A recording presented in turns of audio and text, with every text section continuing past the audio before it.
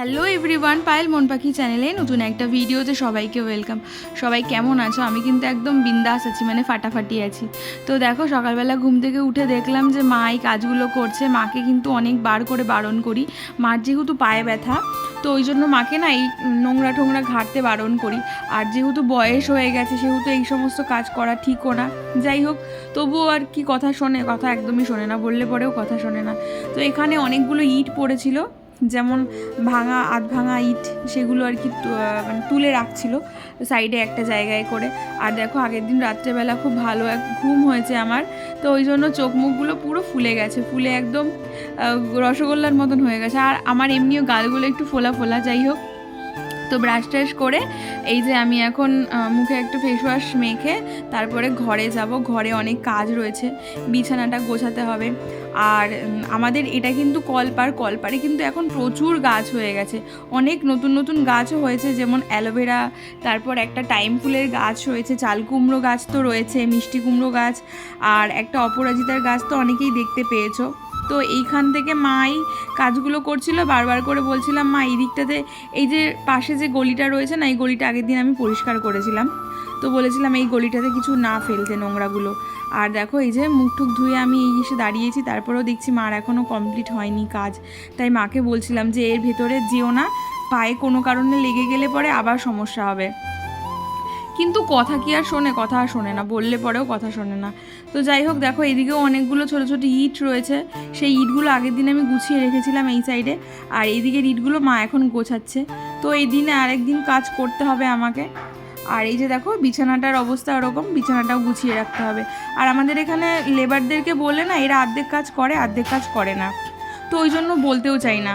কারণ এর আগে একবার ঠিক করেছিলাম লেবার, তো সে সকালবেলা 5টার সময় এসে 9টার সময় বলেছে রোদ উঠে গেছে, চলে যাই বলে চলে গেছে, মানে সে আমাদেরকে বলেও একবার যায়নি।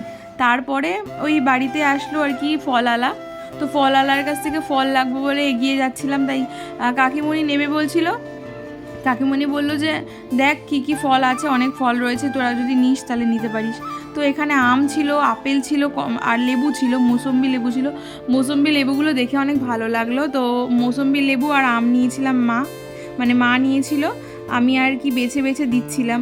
তো এই ফলওয়ালা কাকুটা আমাদের রাস্তা দিয়ে প্রতিদিনই যায়, তো প্রতিদিন যাওয়ার আগে একবার করে ডেকে যায়, যেদিন যেদিন নেওয়ার থাকে সেদিন সেদিন নেই।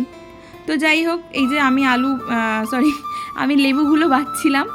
তো লেবুগুলো বাছতে বাছতে উনি বলল যে যে আমি প্রথমে যে লেবুগুলো বেছে দিয়েছিলাম, বললো যে এগুলো ভালো হবে না, বেশি পাকা, রেখে খেলে পরে নষ্ট হয়ে যাবে।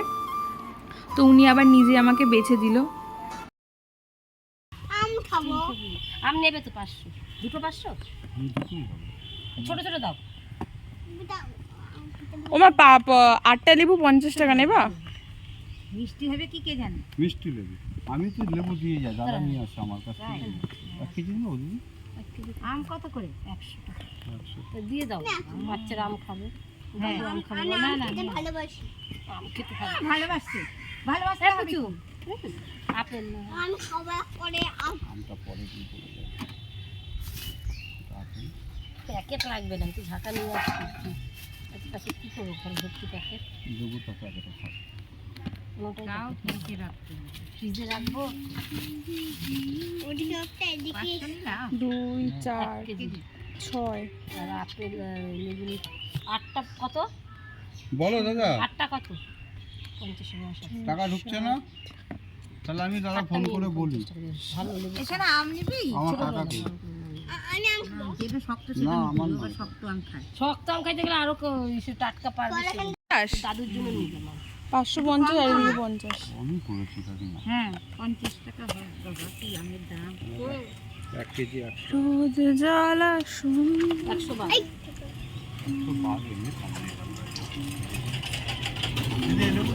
হ্যাঁ হ্যাঁ, ওই লেবুগুলো আমার। এটা বাদ দিয়ে দিলাম। হ্যাঁ, ভালো। সব লেবু তো এখানে রস হবে না, না আমি আজকে এই আম বেশি সব এই লেবুটা একটু পরে পচে যাবে, এগুলো কাজে লাগবে, বুঝেছো? আপেল মিষ্টি হবে? এর আগের দিনের আপেলটা মিষ্টি ছিল, আপনার কাছ থেকে নিয়েছি। আমার থেকেই নেবে। এসো না, শক্ত দেখে নাও। তো ফল নিয়ে নিয়েছিলাম, আম নিয়ে নিয়েছিলাম, ওই দুটো আম নিয়েছিলাম, আর হচ্ছে লেবু নিয়েছিলাম। লেবু আর আমটা না আমি একটু শক্ত খেতে ভালোবাসি, নরমটা খুব একটা পছন্দ করি না। যাই হোক, এই আম নিয়েছিলাম, দুটো আমে আমাদের এখানে আম 100 টাকা করে কেজি বলছিল। দুটো আমের দাম প্রায় 60 টাকা নিয়েছিল, একটু বেশি ছিল ওজনে। তারপর ওই কাকা চলে এসেছিলো, তারপর কাকা আসার পরে কাকা মনে হয় কিছু একটা নিয়েছে, যাই হোক অতটা খেয়াল করিনি।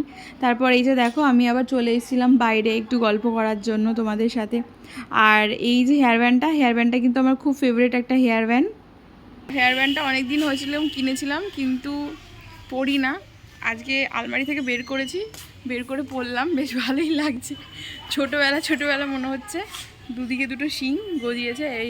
আর এই হেয়ার ব্যান্ডটা দেখে সৃজা ভীষণ কাড়াকাড়ি করে যে ওকে পরানোর জন্য, বাট আমার হেয়ার ব্যান্ডটা খুব ফেভারিট, তাই জন্য ওকে আর দেই না, আমি পরি হেয়ার ব্যান্ডটা। আর কি বলো তো, ছোটো ছোটো চুলগুলো তো মুখের মধ্যে লাগে যখন, তখন ভীষণ গরম লাগে, চুলকায়, তো ওই জন্য হেয়ার ব্যান্ডটা হচ্ছে আমি পরি, ওকে দেই না। বল। মাছ করেছিল, সোয়াবিন করেছিল, আর করেছিল পোলাও, আর কাকিমুনি এই ধোকার ডালনা দিয়েছিল, এটা দিয়ে আমি লাঞ্চটা কমপ্লিট করেছিলাম। আর আজকে না আমার মেলায় যাওয়ার কথা আছে, বান্ধবীর সাথে মানে ফ্রেন্ডের সাথে মেলায় যাব। আমাদের এখানে ছোট্টখাট্ট একটা মেলা হচ্ছে, তো সেখানেই যাব। তো দূর থেকে দেখেছি কিন্তু যাইনি এখন পর্যন্ত। তো তারপরে প্ল্যান করার পরে চলে আসলাম আমরা মেলাতে। আর মেলাতে এসে দেখলাম যে সত্যি একদম ছোট্ট মেলা। এই মেলাটা না আমাদের এখানে হতো না, নতুন করে শুরু হয়েছে মেলাটা। মানে এই 2 বছর কি 3 বছর হবে মেলাটা শুরু হচ্ছে। এর আগে এরকমই একটা মেলা হতো আমাদের এখানে, একটা পার্ক বলে মানে পার্কের মাঠ বলে একটা জায়গা আছে, মানে অনেক বড় মাঠটা। তো সেই মাঠেই কিন্তু একটা মেলা হতো, আনন্দ মেলা, সেই মেলাটাও হয়। আবার এখানে এই মেলাটাও আসে, কিন্তু এই মেলায় খুব একটা লোকজন হয় না বললেই চলে, মানে একদমই ফাঁকা। তো মেলাটাতে গিয়ে না আমরাও সত্যি বোকামি হয়ে গেছিলাম। তো আমার বান্ধবী বলছিল এটা বাচ্চাদের মেলা, বাচ্চা মেলা, কারণ এই মেলাতে লোকজন কেউই নেই। আর এই মাঠে আরেকটা মেলা হয়, সেটা হচ্ছে মাঘ মাসের দিকে মেলাটা হয়। ওই মেলাটা 7 দিন থাকে। তো ওই মেলাটাতে প্রচুর লোক হয়, প্রচুর ভিড় হয়, মানে এই যে 7টা দিনই ভিড় হয়। আর এই যে দেখো কত ঘাস হয়ে গেছে, বড় বড় ঘাস। আর এই মাঠে কিন্তু একটা ফুটবল খেলাও হয়, নৈশ ফুটবল খেলা। সেই খেলাটা দেখতেও কিন্তু খুবই ভালো লাগে, আমরা কিন্তু প্রত্যেক বছরই দেখতে আসি। আর এখানের এই কাপ সেটের দোকানটা দেখে খুব ভালো লাগলো, ওই জন্য দাঁড়িয়েছিলাম একটুখানি। আর এখানে সেরকম কিছু নেই, যাই হোক। আর এই মেলাটা না ওই জামাই ষষ্ঠী ঘিরেই হয়, জামাই ষষ্ঠীর আশেপাশে থেকে আরম্ভ হয়। আর এই যে দেখো এই মাঠটা কিন্তু কত ভালো লাগছে, মাঠটাতে পুরো ঘাস হয়ে রয়েছে, চারিদিকে অনেক বড় বড় ঘাস হয়েছিল। আর এখানে বেশি একটা দোকান বসেনি, অল্প কয়েকটা দোকান বসেছিল। আর মেলাতে কিন্তু আমরা মেলার ভেতর থেকে কিচ্ছুই খাইনি, যা খেয়েছি বাইরে খেয়েছি। ওই ফুচকা খেয়েছিলাম, অনেক দিন ধরে মনে হচ্ছিল ফুচকা খাইনি, তো ফুচকাটাই খেয়েছিলাম, আর সেরকম কিছু খাইনি। ওকে বলছিলাম যে মেলার মধ্যে দিয়ে খাবি, ও বললো না মেলার মধ্যে দিয়ে খাবো না, কারণ মেলার যে ফুচকাওয়ালাটা ছিল উনি অনেকক্ষণ ধরে বসে ফোনে গল্প করছিল। তো বললো ভালো হবে কি হবে না, যাই হোক চেনা দোকান থেকেই খাই। আর এইটাতে তো অনেকেই জানো, আমারও ভীষণ ভালো লাগে। যদি আমি ছোট থাকতাম তাহলে হয়তো আমিও একবার করে উঠে পড়তাম, কিন্তু যাই হোক ছোট নেই, বড় হয়ে গেছে, এখন আর ওঠা যাবে না, উঠলে পরে তাড়িয়ে দেবে আমাকে, মানে আমাকে তো নেবেই না, দাঁড়িয়ে দেওয়ার প্রশ্নই আসে না। যাই হোক, তো দেখো এই যে মেলাটা পুরো বুঝতে পারছো তো, মেলায় লোকজন কিছু নেই, শুধু এই দোকানদারগুলো। মানে এই মেলায় কি বলবো, একটা ফুচকার দোকান, একটা আইসক্রিমের দোকান, একটা জিলিপির দোকান, একটা তোমার হচ্ছে ঘটি গরমের দোকান রয়েছে, এইগুলোই রয়েছে। আর একটা ঘুগনির দোকান রয়েছে, একটা পাপড়ি চাটের দোকান রয়েছে, মানে একটা করে সব কটা দোকান রয়েছে। তো মেলাটা সেরকম একটা নয়। তো ভিডিওটা কেমন লাগলো তোমরা সবাই কমেন্ট করে জানাবে। আবার নেক্সট একটা ভিডিওতে সবার সঙ্গে দেখা হচ্ছে।